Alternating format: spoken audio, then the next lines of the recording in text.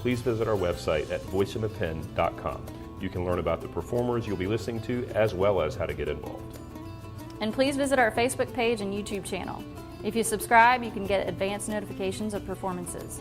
We are a fast-growing community, and we'd love to have you join us. The Voice in the Pen is a songwriters cooperative focused on promoting and assisting original songwriters with technology, technique, and platforms for performing. That's right. Besides the weekly live stream on Wednesday evenings from 7 to 10, we also host educational and informational events to help performers understand the technology and techniques for better performances. And if you're not a performer, you can still help support the Voice in the Pen in a number of ways. We can always use volunteers to help set up events, street crew to get the word out, and we always appreciate your marketing and advertising and sponsorship dollars. We can use financial support to pay for projects such as our local music CD collection and artist honorariums. And if you're a small business owner or a corporate representative interested in supporting original music and area songwriters, please reach out through any of our social media profiles or on our website at voiceinthepen.com. We can help you get your message out to a community of people known for supporting local businesses and the businesses that support local artists. We'll be streaming some great music again in a few minutes. In the meantime, please thank our sponsors for their support. It doesn't cost a dime to give them a call or a shout out on social media, and it lets them know that their support is deeply appreciated. Thanks for tuning in, and have a musical day. This show is also sponsored by Dr. Tony Maglione. Dr. Tony is a cardiologist practicing in Wilmington. He accepts Medicare patients, and his office is located across the street from New Hanover Regional Medical Center at 2032 17th Street. The office number is 202-1071. Dr. Tony is an author whose last book is Rules for Conservative Patriots, and it can be purchased on Amazon. His website is www.drtonymag.com. Well, I never felt more like singing a blues, 'cause I never thought that I'd ever lose your love, you. Why'd you do me this way? MusicRewind.com presents the Nashville Hitmakers, a collection of 60 songs that helped inspire the Nashville sound movement in the 1950s. She thinks I still care. Billy, Billy, Bio, watch where you go. Order the Nashville Hitmakers at MusicRewind.com or call 855-798-5556 today and pay only $19.98. Plus, get reduced shipping. Just enter or mention promo code HITS55.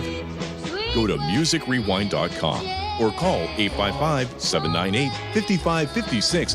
Remember HITS55 to save on shipping. This offer is available for a limited time to U.S. residents only and cannot be combined with any other offer. I'm a construction superintendent working on a new housing project in the area. I've always loved being a part of a construction crew, watching the plans come to life. But I wanted more. I went to CFCC and trained in construction management technology. Now my skills allow me to have the life I once dreamed of. I make great money and can get a job anywhere. I got my start at CFCC, and you can too. Visit cfcc.edu/trades and get started today. The Wilmington Cape Fear Home Builders Association serves as the advocate for the building industry, advancing professionalism and promoting community involvement. We are a positive force for responsible growth while protecting property rights and the privilege of home ownership. 3 out of every 5 jobs is touched in some manner by construction in our region. Growth generates jobs, maintains our property values, and builds and updates our infrastructure. Join us Friday mornings for the Construction Connection with the Wilmington Cape Fear Home Builders Association and the Big Talker FM. Listen to Tom Goolsby on the Chad Adams Show. People with common sense know that the entire theory of socialism is one big lie. The Big Talker 106.7 FM.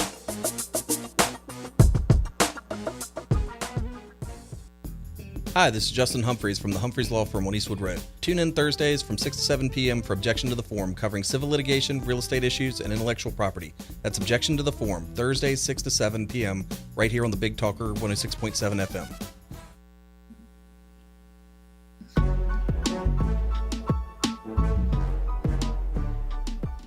Welcome back to another live edition of All Things Brunswick. We got round 3 of our windmills. I'm using my northern voice today. And we've got 3 wonderful guests. I'm here. I'm Dan, and my co-host, lovely Mary. Mary Stillwell. Welcome, everyone. And then our other co-host is still slacking off, sitting around, probably home drinking beer, feet up on the table. You know how that is. We miss you, Bill. We need you back. He'll be back next week, though. Yes. He promises. Unfortunately, I won't be here. That's right. Dan will be gone next week. I'm on vacation, and my wife said if I go and do the show, I better not come back. So I think she wins on that one. Yeah. But I will be back the following week. So with that note, I'm going to throw it over to the lovely Mary. Thank you, Dan. Thank you. Tonight, once again, we welcome Katharine Kollins, who is the president of the Southeastern Wind Coalition. Welcome, Katharine. I'm sorry that we can't see one another. It's okay. We'll make do again. Thank you. Great to be on. Thank you. And we have Carly Lohan, who is the Communication and Outreach Associate from the Southeastern Wind Coalition in Wilmington. Hi, welcome again. Thanks for having me. And with us this evening is Kane Faircloth, who is a boat captain, and he also is the president. Can you tell me, I always get the verbiage wrong. So, Captain Kane Faircloth, North Carolina for Hire Captain Association. Right. I'm the president. Thank you so much. I just wanted to say a couple words to able to this evening because he has a health issue and we want to wish him the very best. Speedy recovery. Yep, we are thinking of you and we miss you and sorry that you can't be with us. So let's start right out. We've had 2 weeks of kind of pros and cons of wind generation off the coast of North Carolina. So I think perhaps this evening, Kane will probably want to ask some questions and Katharine and Carly may be able to answer them. Would you like to start? Yeah, sure. Thanks for listening to us today, guys. Captain Kane Faircloth here from the North Carolina for Hire Captains Association. And I'd like to start out, though, Bob Percesepe, who's the incoming president of the the Board of Realtors for Brunswick County, wasn't able to be with us due to health issues. So we want to make sure we send some prayers to Bob and his family, and wish him a speedy recovery. He will be back bigger and better and stronger before too long. And also Mr. Dan Snypes, who was unable to be here also tonight. But we have a star-studded cast for you. You got myself and Carly Lohan from the Southeastern Wind Coalition. And this is David versus Goliath, you know. You're basically sitting beside me as a multi-trillion-dollar wind industry, and then here's a, just a little poor boy from Brunswick County, fifth-generation commercial fisherman here. And we're here to talk about probably the biggest issue that's ever faced Brunswick County. You think? Absolutely, 100%. Interesting. Okay. Yeah. Okay. Why do you say that? Man, this is we're at a turning point. Okay. So basically, we're looking at changing how America gets power and how we get energy. We've been getting energy from nuclear and coal and steam and different things for many, many, many years, and we're in a transitional period. A lot of scientists and global leaders have identified climate change, and so now wind energy, solar, nuclear, things like that, hydro. Are on the table of ways that we can hopefully protect Earth a little better, so to say. What would be the how am I going to put this? I want to be nice. Kane? What is your biggest question to Katharine and Carly? Well. So you have this, small town boy from Brunswick County sitting here in front of you, and him and his peers, his captains in the state are, stepping up and saying, asking questions about this because it was really something that's kind of slipped in the back door, kind of cloak and dagger. It's a Trojan horse, whatever you want to call it. But definitely the citizens were not involved in the process, and especially here in Brunswick County. When you look at us, like the dynamics of Brunswick County, and like we talked about before, when you talk to me, you're speaking with somebody whose family's been here for a long time. One of my ancestors was the captain of the Job. That's the boat that brought the Lost Colony here. So we got this heavy nautical lineage, you know, and this intricate understanding of our area and how it works. And we've seen it change over several hundred years. Right now, you know, for Brunswick County, you know, tourism's our bread and butter. That is our biggest economic generator. And for us in the Captains Association, also when we talk about the Outer Banks and we talk about the Crystal Coast area, we talk about the Onslow beaches, we talk about the New Hanover County beaches, you know, tourism is what really drives that economic value. And I think we can all agree that tourism is a big deal to the state of North Carolina. And Brunswick County is involved in that too. Absolutely. And I think, can we all say that, yes, tourism is our biggest economic generator? Would you guys agree with me? I agree with you. Without question. Without question. Okay. All right. So we have tourism and the jobs created. We have the construction industry. Everybody wants to move here. We're in a great place, right? We have a little bit of agriculture, and that's pretty much what makes up Brunswick County. And that's one thing that makes this place special. That's why we're one of the fastest growing counties in the state of people wanting to move here. It's not for jobs in, you know, to work at Chemours or to work for the wind industry. They move here because of the great quality of life that we have and what we build. Right? I agree. And you moved here from Maine, and I know you love it, Mary. I do. You love this place, you know. So that's what we're standing up and fighting for. You know, we don't want to see our county and our beach towns suffer from something that it doesn't have to. You know, this is something that doesn't have to happen. It's something that, you know, is moving this way, but we don't have to go this route. We can go the route of nuclear, or there's other options, you know, or there's other ways to do things. You know, we talk, and I'm sorry. That's all right. I want you to tell Katharine and Carly how we would suffer from this. So with the Captains Association, we've been investigating this topic for 6 months. Some of the area's brightest and best minds working on it. And what we see is impacts to fisheries, which, one, commercial fishing, recreational fishing is a source of income and jobs here. Supported, you know, a lot of people have, you know, homes with docks and on the canals and on the islands and on the waterway. I mean, that's some of our highest real estate values. So if we come across what we see as a negative impact to fisheries, so that's going to impact us, one, charter industry, the recreational industry, fishing, you know, participation, of course, commercial landings. And then we have the fisheries aspect. And then when you look at that, you also look at tourism. People like to come here for good fishing, right? So if we're doing something that's going to affect that, you got to think we're taking out a key component of what we have going on. And it goes really deep. You know, when you talk about hydrogen energy, so you got to think about the long-term goal and the long-term plan of the wind industry. It's not just to put some wind farms offshore and then create some energy, and then, you know, you don't really know they're there or whatnot. When they start building them out, they're not going to just start at the Horseshoe, our best reef, you know, and the best bottom we have. They're not just taking that from us. You know, they're going to move them all the way to the beach. So when they move them all the way to the beach, and we know they do that because we look at the whole world, the entire world, that's the game plan. That's how all the farms are. That's all the maps. You know, you can research it. You can look at it. As you bring it closer to land, the cost gets cheaper for them to produce it. So when you start coming to land, then you're looking at view sheds. And when you talk about view sheds, there's some people who they don't care about it, and there's some people who do. The ones who don't want to see this are not going to want to come here for tourism, right? Okay. Also, it's going to affect our real estate values. Being a realtor, know for a fact, like Bob said in our last show, a material fact. So we're going to look at a house that was maybe worth $1.2 million. Now it might be worth $700,000.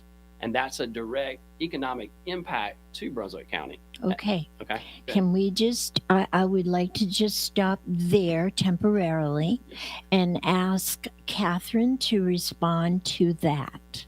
If you would, please. Yes. Thank you, Mary. So, Mary, I want to first just start off by introducing myself. This is most definitely not a David and Goliath. I really wish that I could see y'all's faces because this is killing me. No, I'm so sorry. This is most definitely, no, I don't mean to rub it in, not a David and Goliath. I run a 4-person, and mind you, we started out 5 years ago as a 2-person nonprofit. We are a nonprofit, a 501c3 organization. We are based in the state of North Carolina, and our mission is to reduce barriers to land-based wind, offshore wind, wind imports, and to foster the wind energy supply chain. We would like to see wind for the reasons and especially offshore wind, because it is one of the best economic development opportunities that we have in this entire country. It is an entirely new industry for the U.S., not for other places. And because I love the environment in North Carolina, that is the only reason I do this. I do not get paid loads of money. My salary is public. If Carly and I wanted to go make a lot of money and work for Goliath, we would not be working for a small nonprofit. So let's start there. Last time I heard y'all say, like, we're funded by, that we're this $1 trillion industry. Our funds come primarily from philanthropy. These are philanthropists who care about the environment. That is their primary concern. We are also funded by industry. That is absolutely true. Our financials are public. You can look at them. We're about a $350,000 a year organization. So again, I just want to be very clear. And then I also have one other thing I want to address really quickly, and then I'll get into those points.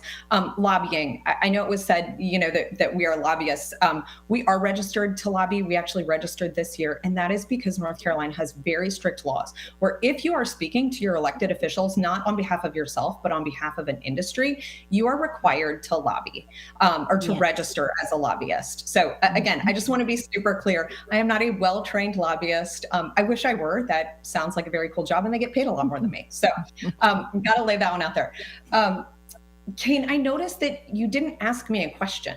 And I think that's one of the things that we've struggled with at the Southeastern Wind Coalition. Again, we're the 501c3. We've tried to really do a good job of bridging the information gap that occurs from the start of this industry in the Carolina Long Bay in 2009. In 2009, the Bureau started identifying wind energy areas. There have been multiple points of public outreach, opportunities for public comment since 2009. If people feel like this has been thrust on them, which I totally get, that oftentimes we don't hear about large infrastructure projects until they're near term, right? Because if we got involved in every single infrastructure project in its infancy, none of us would have time for anything else. But this process was started in 2009. There have been many, many years, and hundreds and thousands of people have provided various forms of public comment over the last 13 years for this project. And much of that has been in the realm of fishing and property values and those kinds of things. So I just want to be clear that this is not it can certainly feel like a surprise. And I don't want to diminish that it is it's a big thing that's happening. There's no doubt about that. So let me start with that engagement piece. It is very important to engage in all of these conversations.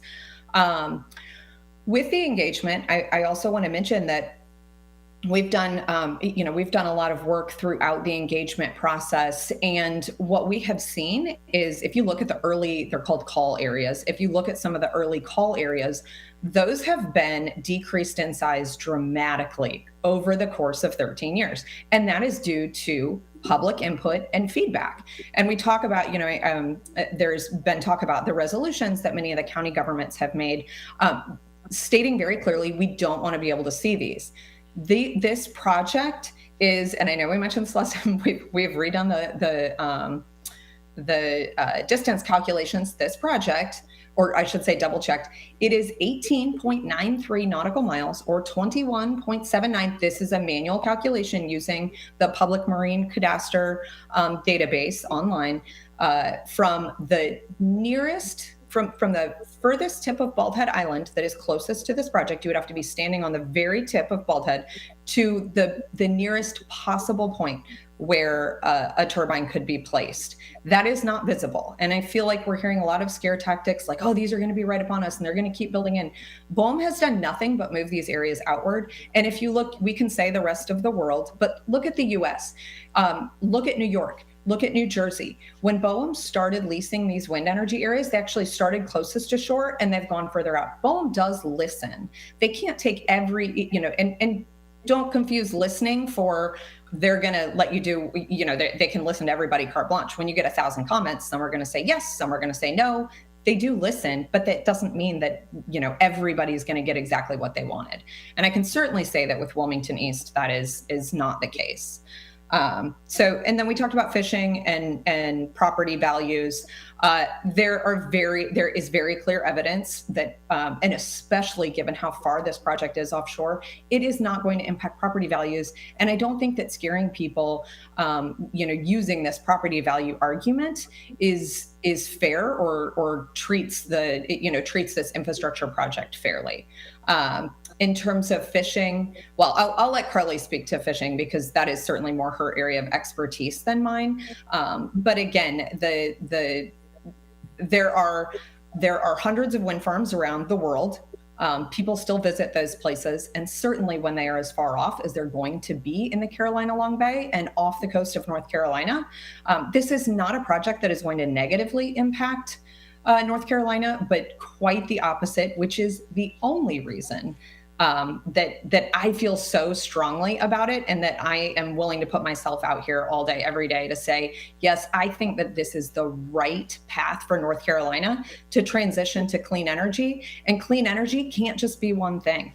It can't. We need our existing nuclear fleet. That is absolutely the case. We need to continue to grow solar energy. We also need to continue or start to grow the wind energy industry, both land-based and offshore in North Carolina, in order to have a robust and well-diversified grid. So I'll stop there again because I can't see y'all and I can't tell if somebody's trying to cut me off, but I am certainly happy to answer questions, and that's that's what we're here for. Thank you. Thank you, Katharine. Do you have anything, Carly, that you'd like to add? I think just for now, the main thing that I would add is along the lines of the regulatory process. The Bureau of Ocean Energy Management is the federal agency within the U.S. Department of the Interior that manages offshore wind leasing, oil and gas leasing, pretty much anything energy related offshore. And I think one of the examples that we're seeing right now from the beginning happen is the call areas in the Central Atlantic area. So I think that watching that, they've started with very large areas, and right now they're assessing them for commercial interest to see if they're commercially viable areas. And then after they get an answer to that question, then they're going to look at them and say, okay, where are the primary or the initial high level environmental impacts and impacts with ocean users. And then they take a next step, and then they say, okay, an environmental assessment is going to happen. What are the impacts that are going to happen during any site assessment? And then after a lease happens and the developer comes in, then they'll say, okay, here's an environmental impact statement, and it'll be much more specific to ocean users and very specific marine environments. And then also developers will hire a third party independent surveying company to help with those marine surveys. So we'll be able to watch that happen with the Central Atlantic public comment periods and the Central Atlantic leasing process. But that's what has happened with Wilmington East and Kitty Hawk, and that's why Wilmington West was taken off the table.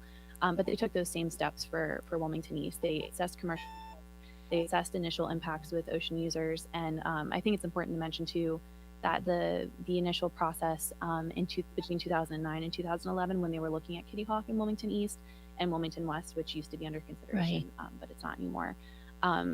Even though it does feel like it was something that came up very quickly, there was a lot of engagement between here and Kitty Hawk, because that's where, unfortunately, Brunswick County is all the way on the edge of the state, and it may not have gotten as much engagement as folks in the community would have liked it to have. But what I'm trying to get at here is that the opportunity to be involved is not over.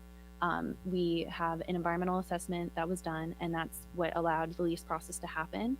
And now that developers are coming online, and I think I may have told you a little bit about this last time. Yes. There's like a communications plan and a fisheries communication plan that has to come in place for both developers, and then there will be further public comment available, and then that third party company that will help with the environmental review process. So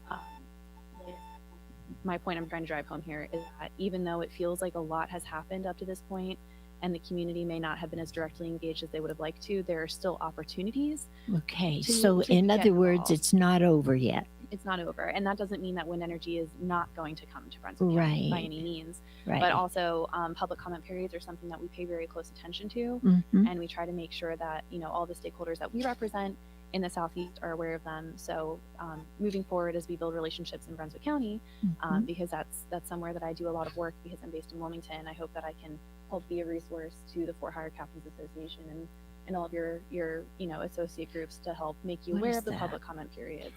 Well, that gets to one of the questions that I've had from people, which is really, where are we at in the process? 'Cause there's seems to be a lot of confusion. Some people think it's a done deal and they're going to build tomorrow. I know that's not the case. Others think that we're 10 years out. And they asked me, and I went, you know what? I've been at both shows, and I honestly don't know. So where are we at? Your second answer that we're about 10 years out. About 10 years out. Is That was a more good correct. guess then. Yeah. So Wait. Pat my there you shoulder go. for those that are watching. So That was a guess too, by the way. So the planning process for the Bureau of Ocean Energy Management happens in a four-step process. Okay. So planning and analysis, which is that initial process that happened between 2009 2011, was step one. And then there's a leasing process that happens, which just happened on May 11th, and there were several steps leading up to that, including the environmental assessment, a supplemental environmental assessment, a proposed sale notice, final sale notice. Right. And after the lease happens, then there's, I forget the name of it, includes the construction operation plan. And I think I also told you guys a little about that last time. That Yes. basically includes. Are you aware of all that, Kane? Yes, it kind of seems like what's going on is the fox is guarding the hen house. We keep coming to that same conclusion whenever we, read the statements coming out and whatnot. It's all the powers being given to the wind industry. Nobody's really standing up for the people, the common people.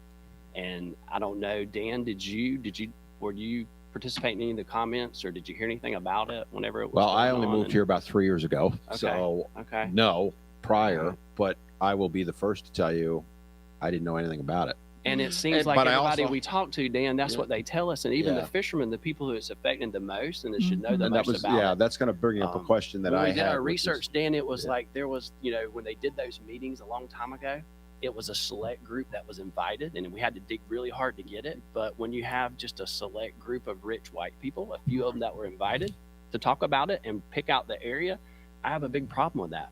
And I don't know about if your viewers or listeners, if you guys do, but hey, we found it. We had to dig for it, and we got it. And it's the more you dig into this, the more that you see that the oversight's not there.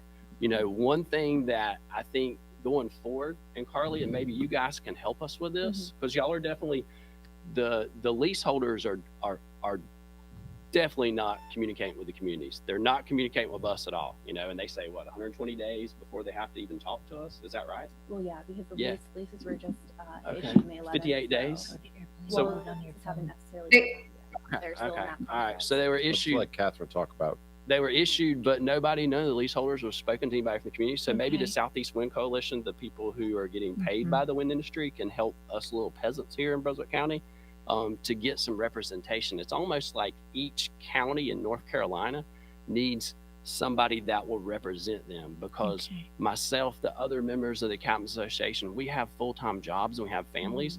We can't participate in this process day in and day out. These guys, Carly's a full-time employee. Do you get health insurance? No. Okay, you should advococate for that. Well, But she's a really she's a doesn't matter. full-time employee. You know what I mean? And the same thing for the other lady. Is her name Catherine? Is that right? Catherine. Catherine. Yes, and I told you this is not Goliath. I wish we had health insurance. We So can't afford health maybe they can help us out, but we need to look at the process, because people are not getting a fair voice in this process. There's a lot of people, older people, who don't have internet, and they don't know how to use the internet. And they don't have smartphones, and that's where all this came from. That's how all the participation is. So Okay, we have to take a break and pay some bills. When we come back, I'm gonna ask Catherine to address just that, okay, Kane? And see what she has to say. So hang in there, everybody. We'll be right back. We need to pay a few bills.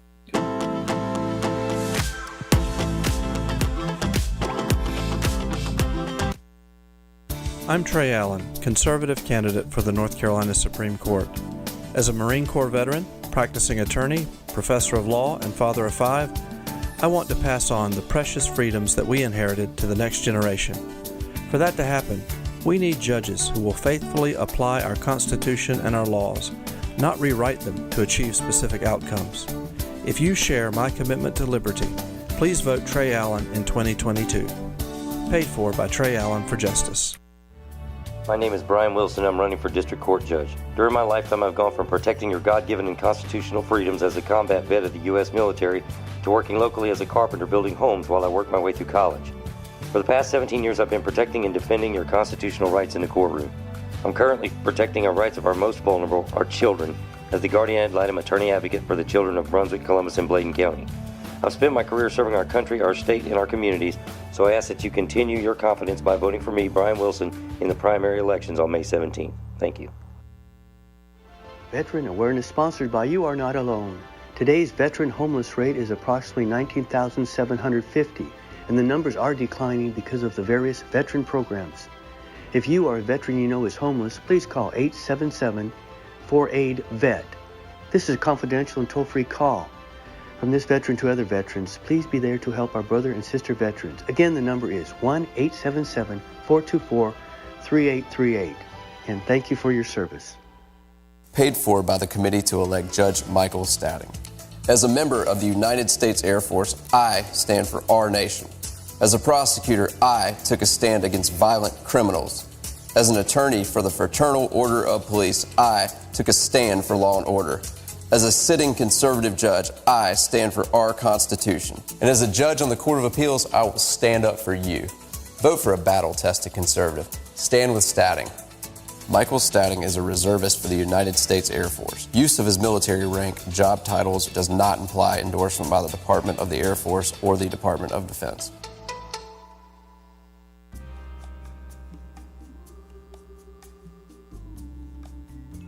Lee Nails, located at 4956 Long Beach Road, Southport, is the place to pamper yourself.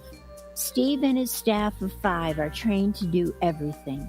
They offer manicures of every kind. Pedicures include the deluxe, the special, the royal, the calming mud mask, and therapeutic wax dip.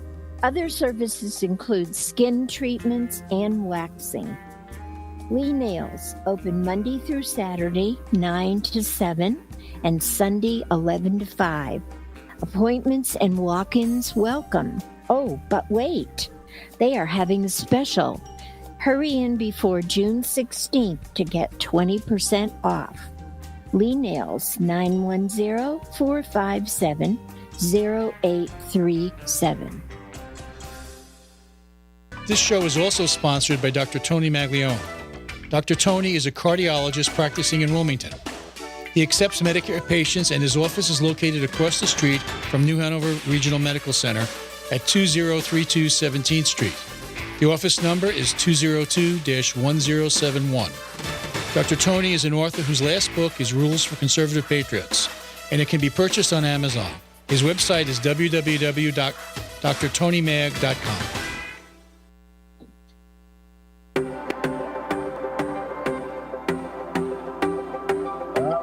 Back at All Things Brunswick, back from a wonderful little break. Got quite the spirited discussion going on. So I'm going to be honest, Mary, I don't know where we're at. So That's okay, we had a few technical difficulties, but we hammered them out. Yeah. You were going to throw it to Catherine, weren't you? Yes, Okay. Catherine is going to address the last question that Kane asked, which was he felt that the locals did not have the opportunity to really talk about how they felt about the wind generation coming to our area. So it's on to you, Catherine. Yeah, thank you. So let me also just start by saying I came to this industry 7 years ago, so I don't go back as far as 2009. But what I will say is that the Bowen public process is, especially in its early stage, it's very geared toward making sure that state government officials are engaged. And I think this is really important because, again, I made the comment earlier, but if we got an email or if we got a notification or even our neighbor knocked on the door every single time that there was an issue we should care about, we would be overwhelmed, bombarded. I mean, there's no way for us to know about every single project. This goes for federal projects, state projects, local projects, you name it. That said, who can be involved are our local and state elected officials. And that is exactly who BOEM reached out to. That is who is, they are official stakeholders in those processes. Right. So for example, SCWC is not an official stakeholder. We are allowed to listen in as our, citizens, et cetera. But you must be an elected official at a county, local or state level or federal level in order to make comments directly to BOEM during the official stakeholder processes. Obviously, any of us can do that later, but so Katharine, let me can I just ask a quick question here? If you're going to reach out to the officials, would be at the federal level that they should be reaching out, or local? The federal government, so the Bureau of Ocean Energy Management, they reach out to officials at the state and local levels for when they're determining what the wind energy areas and what the call areas are going to look like. So if you look at the official list of stakeholders and invitees, it's going to be your local and state level elected officials. So in Kane's case, he needed to talk to his local representative to speak for him. Is that correct? Well, better yet, if you're saying you didn't hear about it, then it's because your elected officials at that time didn't share that. So okay, you're telling me you're throwing Bill Rabin under the bus. Wow. Whoever was around in 2009, I am not throwing them under the bus. What I am saying is that if you were to hear about it, it would have been through your local elected officials. I don't hear about every project from my local elected officials. I am not in Brunswick County, but that is how the federal government engages, is that they do that through elected officials. And then again, there's no way for your elected officials to tell you every single thing that they're doing. It is that communication process has to be open, and folks need to engage with their local elected officials, which I know you all obviously do day in and day out. Right. Well, but the not point everybody does. With it all is what happened in 2009 at this point is utterly irrelevant. It doesn't mean a damn thing. What matters is right now and moving forward.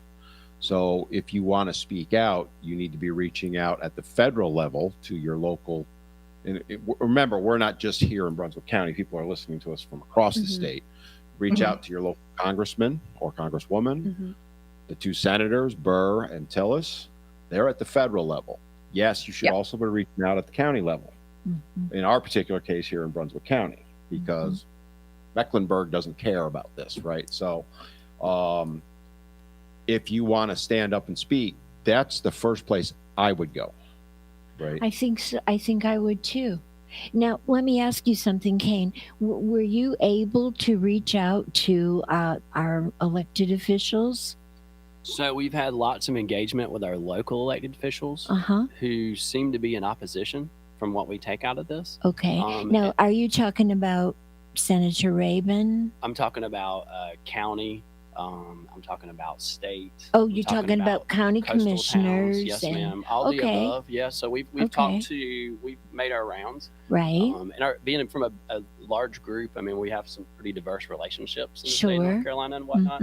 And it just kind of like what we talked about in the last show, it was very disheartening to hear a lot of these people say the federal government's going to do what they want to do. They don't want to listen to us. They don't care about us, and I heard that come from a lot of local elected officials. That really kind of kicked us into overdrive at the Captain's Association, because the powers in the people as a local elected official, you're kind of one person. You might have a staff or liaison or whatever, but at least we have a group of individuals that's willing to get up and stand up for Brunswick County and Holden Beach and Kitty Hawk and Harker's Island and Barnum Town and all the different little towns and communities across the state where there are coastal residents who love fishing, and they love boating. I have found in my experience, and I was a commissioner in one of these little towns. We had a very huge need.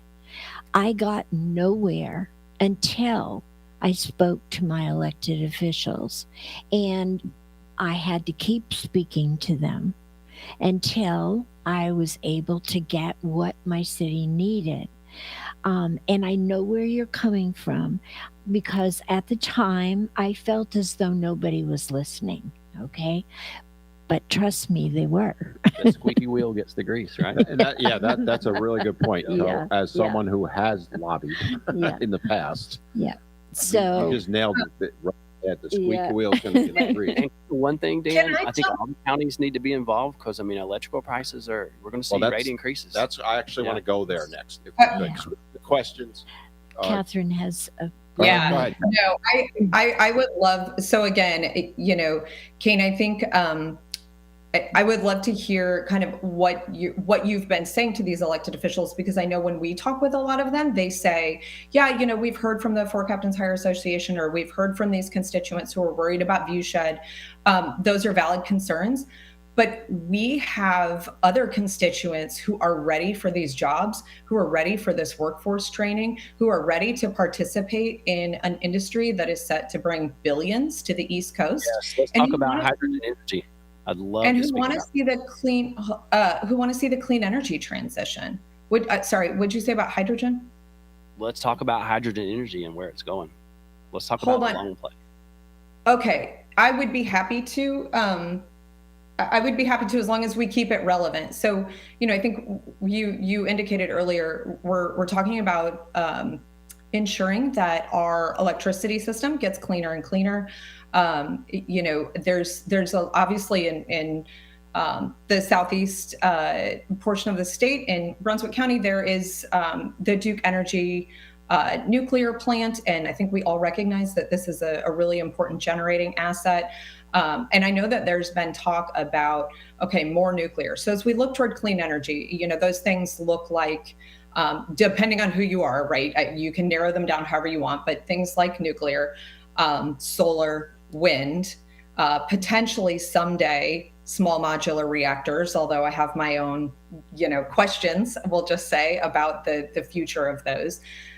Existing nuclear is one of the best assets that we, in my opinion, is one of the best assets that we have to really get us through the energy transition. It's incredibly inexpensive to continue to operate new nuclear plants. But when we start talking about building new nuclear, and I don't know if folks in North Carolina know this, there have been 2 sets of nuclear plants that have attempted to be built in the last 25 years. One of those is in South Carolina, the VC Summer plant. That is $9 billion with a B. $9 billion of concrete was built by SCANA and Santee Cooper, the utilities there. And they had to scrap the project without ever being able to complete it, because it was going to take another $11 billion to complete 2,000 megawatts of We're not nuclear hydrogen. What's that? Well, she's talking about what's pertinent to the subject. Yeah, I don't know that much. I'm not. That is very far into the future, and I'm talking about the here and now, and even the next decade. Right, in the next decade, we are not talking about hydrogen for electricity generation. At least I'm not. So Just talking about it right now. What's that? Kim Wires is talking about it right now. I do not know who that is. Okay, you don't know who Kim Wires is, and you're on All Things Brunswick. Okay. I am admittedly not located in Brunswick. Talking to Catherine. But I am going to pass that to Carly. Or to the other guests. But I am not talking about hydrogen. And again, I feel like I want to get off the hydrogen, because that's irrelevant to this discussion. That's the long goal. We're going to drop hydrogen. Okay, we're dropping hydrogen. Let's talk about what we're here to talk about. Well, that is part of the process, guys. Now, we're going to talk about potential windmills off the coast. That's what our goal is long right term, now. not 25 years from now. We're talking about. Well, and I'd also like to point out that where Catherine and I are most versed is offshore wind in North Carolina and supply chain opportunity that exists, the economic development opportunity that exists. So any questions that we can answer pertinent to that, Right. Pertinent to the Wilmington East Wind Energy area, where it is, how it's going to be laid out. And because I know we touched a little bit earlier on the lack of engagement from developers, but the leases are still very much in the process of being signed. You know, that process is not done yet.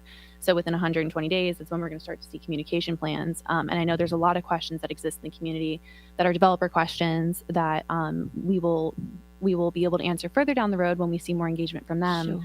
Sure. So if there are any questions that we can answer now, let Carly, us know. could you talk to us a little bit about the economic development? Yeah. That area hasn't been discussed at all. Absolutely. In the last 3 segments of the show. That's a really good point. So Katharine, feel free to add any color where you feel fit. But so we know that offshore wind is right now estimated to be a $109 billion industry, and 93 billion of that industry exists in the manufacturing supply chain, and that's something that North Carolina is really, really good at. We have a huge manufacturing supply chain that exists in the state, and we already have 55 companies that are based in the land-based wind supply chain that could pivot and have already expressed interest in pivoting to support the offshore wind industry.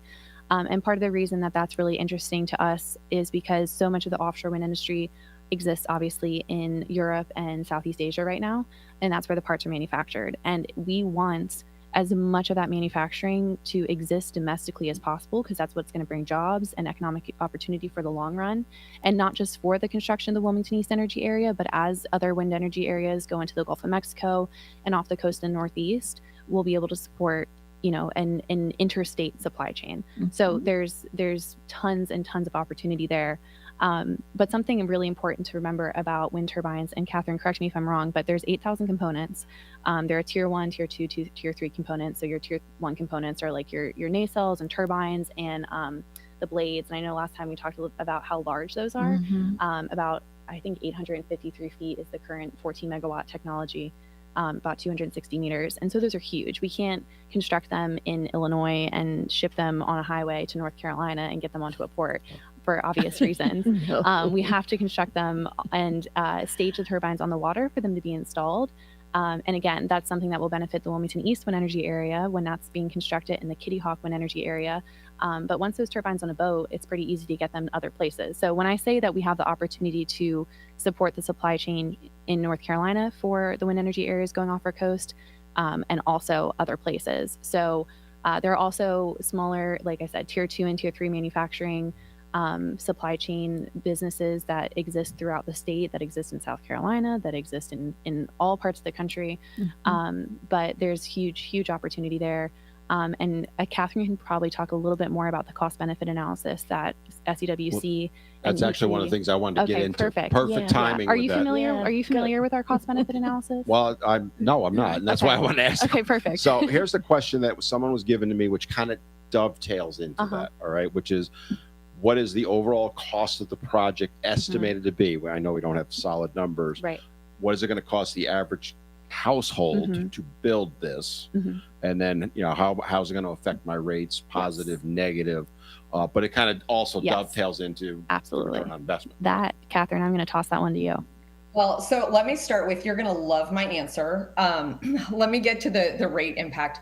Only Duke Energy, only the regulated utility can determine rate impacts. We can guess, right? There are calculations that you can do to say like, oh, these might be the rate impacts. But because of the way rates are regulated, because of and we talked about this a little bit, I think a couple of weeks ago, because of the way that utilities are allowed to generate, build, and recover rates, and because they can charge different rate class customers differently, it's hard to say like, oh, this is what it would be. But let me go back to the cost, because that is very important, right? This is offshore wind energy is not necessarily going to be your least cost on an LCOE basis. And I think we talked about this last time too. I do not come out saying, oh, offshore, it's the cheapest stuff we can find. It's not going to be, not necessarily, but with a US-based supply chain, we do expect the cost to go down dramatically. In the 2030 to, let's see, the 20 2030 to, let's call it the 2030 timeframe. I can't remember the exact numbers off the top of my head, but the National Renewable Energy Labs, they put out, it's called an annual technology baseline. It's their best guess for the LCOE, the levelized cost of energy prices for all technologies at various timeframes in the future. And for offshore wind energy in North Carolina, using North Carolina resources, that's expected to be in the 5.5 to 6.5 cent per kilowatt hour range. Right now, our retail rates in North Carolina they average between 9 and 10 cents per kilowatt hour. But the average wholesale cost, it really, again, it depends on the it depends on the generating source, but the cost of solar is somewhere close to 3 cents a kilowatt hour. So it's very inexpensive. But again, we all know you can't just put gigawatts and gigawatts of solar on the grid and expect to have electricity whenever you turn your lights on. We all want electricity.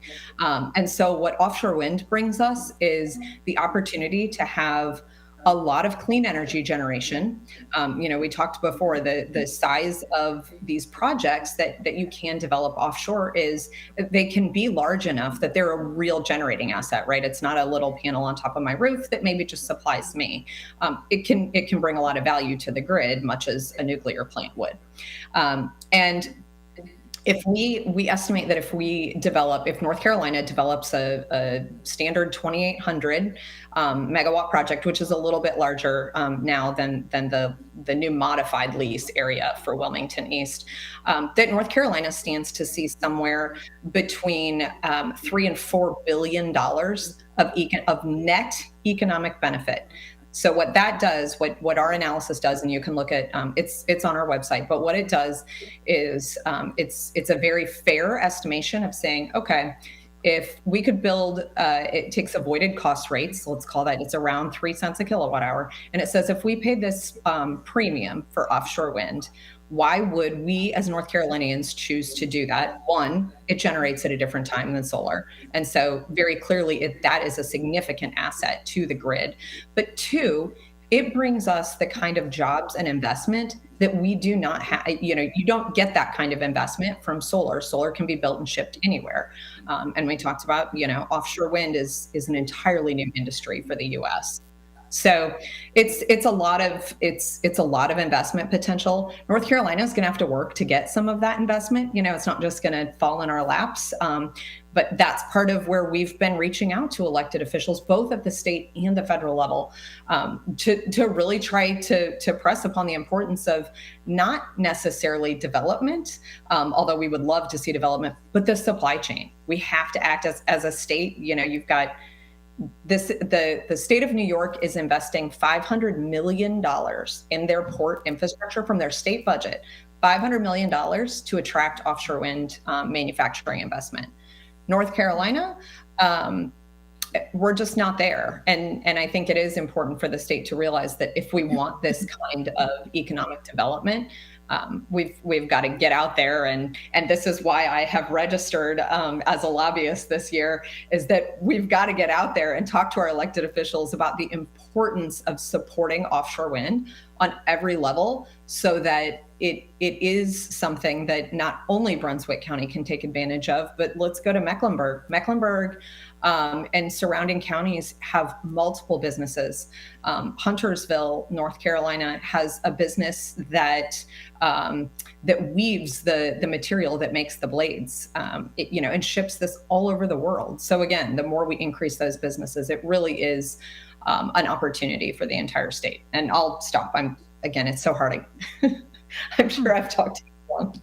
Well, that you're kind of bringing up a point, like you mentioned New York, which is where I'm originally from, and they went the solar route first, and they poured literally $500 million into a boondoggle in the western part of the state.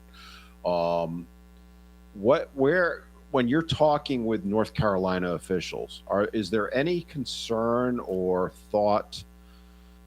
I don't know if it's the right way to say this, but maybe to requiring that the materials are sourced in North Carolina. I'm not talking about the raw materials. I'm talking about the building and all of that. Oh, it's a great question. It's one we have a lot of conversations about internally and externally, because it gets down to, I think that's a really nuanced cost benefit conversation. States like Maryland are requiring a certain percentage of local content, but that drives up the price of the electricity. So then your ratepayers pay for that. North Carolina being more of a free market and right to work state, I think it would probably lean away from requiring local content.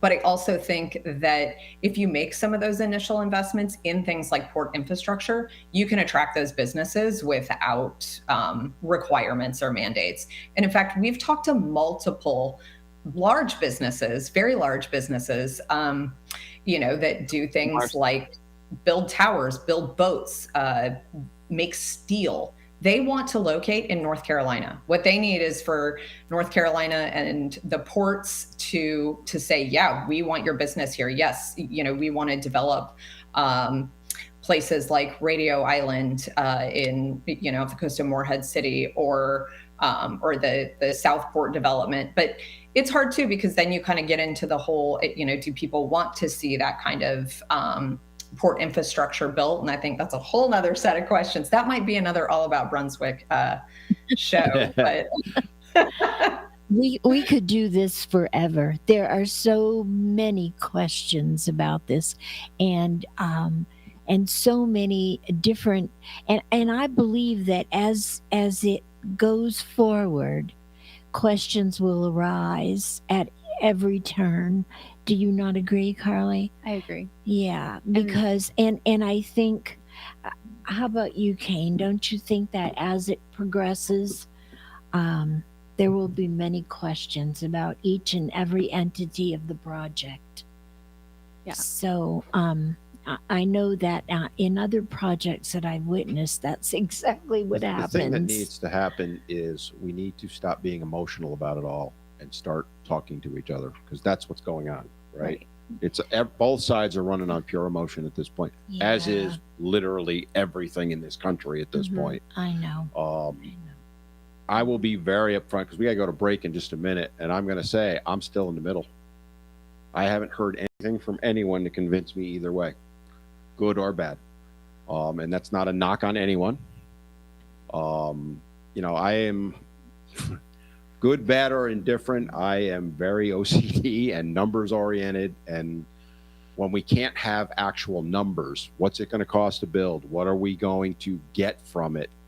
We're going to get X number of kilowatts per day. That's great, right? That's fine. But the average person goes, what's it going to do to my bill? And we really don't know. And then you've got, I think you mentioned Duke Energy is one of them. I think there's another one also that's potential. Yeah. Total. Where are they at with communicating? Well, if we do this, it's going to save the average consumer, I'll just throw in numbers out, $20 on their bill. That is, for the average person, that's something they can relate to. Right. Yeah. Telling them that you're going to produce, 3 million megawatts or gigawatts in a year, or I'm just pulling numbers out of my butt, but that doesn't resonate with people. Yeah.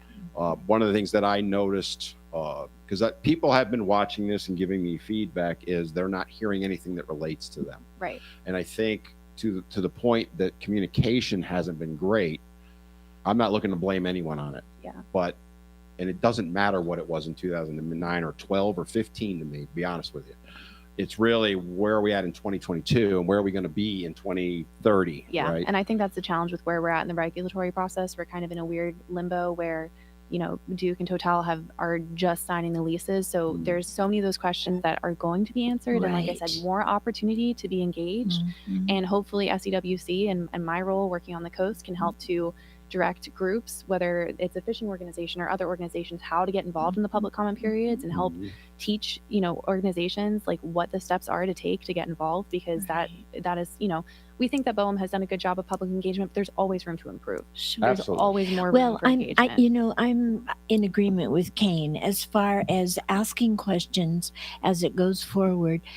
I have to have answers on every single thing. I'm not happy unless I have a good, solid answer. I want to know the answers. So I guess I'm kind of like you, Dan. Now we have windmills in Maine and they're doing good, but that doesn't mean that they would do the same here. Right. Every place is different. So I still have a lot of questions. Yeah. And I want the answers to them because, as Kane said, I love this place. I feel like this is my home. This is your Yeah. And so and I know we have to go to break and pay some bills, but we're going to do that and then we'll come back, close it out, and say goodnight because I'm telling you, I could talk about this for days. Okay, so come right back, folks. We'll be back in a sec.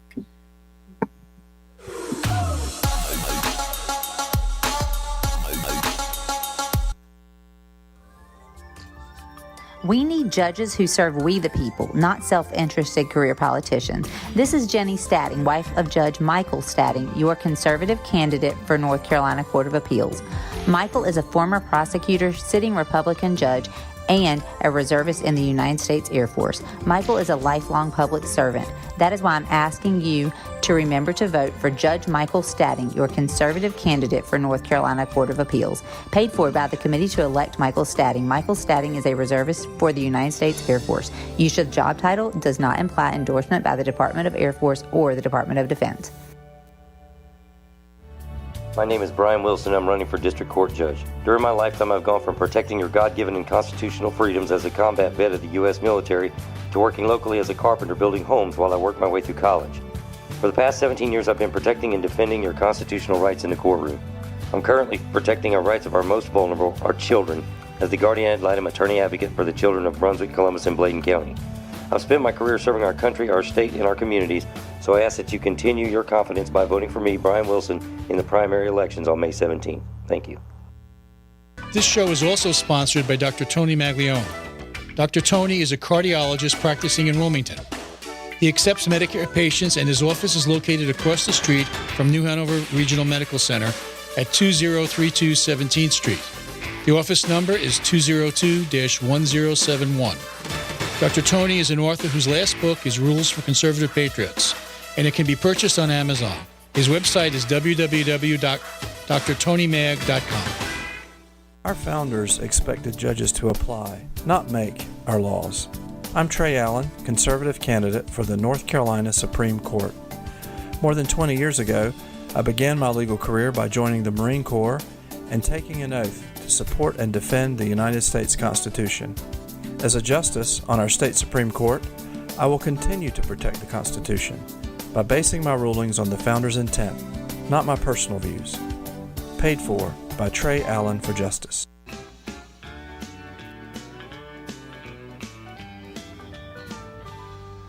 Marine Service Pro and the Tackle Box Seafood, located at 8210 River Road, Southport, is open Monday through Friday, 8 to 5, with the Tackle Box open Monday through Saturday, 7 to 6. Marine Service Pro is a full Suzuki and Tohatsu dealership. They deal in pre-owned boats, full service and repair, with certified technicians in all engines, and fiberglass specialists. The Tackle Box offers fresh local seafood, live bait, a tackle shop, and fish packing and shipping. They also offer a full-service U-Haul dealership. Spend time with Leon or Jenny for one-stop shopping at Marine Service Pro and the Tackle Box Seafood, 8210 River Road, Southport. Veteran Awareness sponsored by You Are Not Alone. Today's veteran homeless rate is approximately 19,750, and the numbers are declining because of the various veteran programs. If you are a veteran you know is homeless, please call 877-4AID-VET. This is a confidential and toll-free call. From this veteran to other veterans, please be there to help our brother and sister veterans. Again, the number is 1-877-424-3838. And thank you for your service.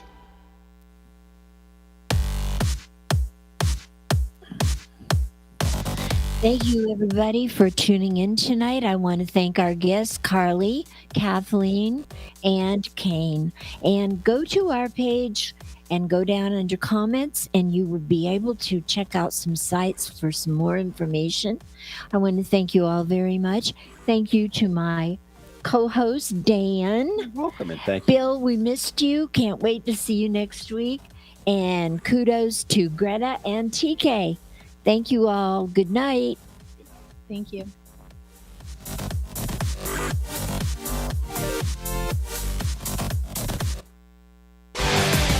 Bringing you the best local talk radio shows, Wilmington's Big Talker 106.7 FM, WFBT, Carolina Beach.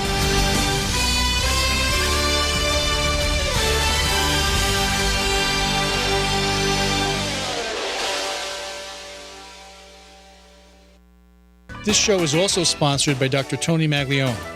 Dr. Tony is a cardiologist practicing in Wilmington.